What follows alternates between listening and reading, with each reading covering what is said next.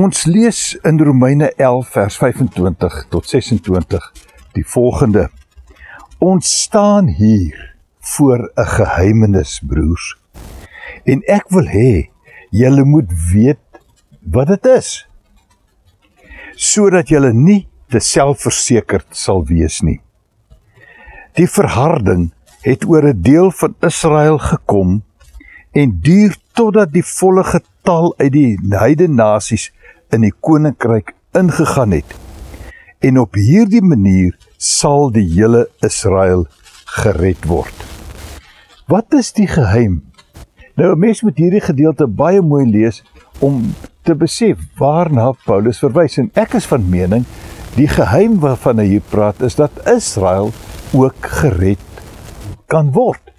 Bedoelende Jode wat deel is van die Israelitiese volk. En daarom is ek van mening dat hierdie woord Israel eintlik na God se volk verwys.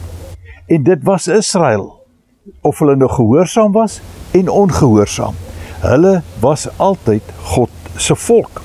En daarom is die verharde Israel dan diegene wat Christus nie aanvaar het nie. En die hele Israel, wat ons in hierdie gedeelte, hy praat van die verharding wat gekom het, en dan praat hy van die hele Israel. En daarmee aanvaar ek dat dit ook verwys na God se volk, nie noodwendig na Jode of Israeliete of mense uit 'n sekere gebied nie, maar sy volk, sy gelowiges. En daarom is dit belangrik om te verstaan dat die wat gered word eintlik die hele Israel is. Miskien net om jou te help verder, lees gerus Romeine 9 vers 6 en ook Galasiërs 6 vers 16.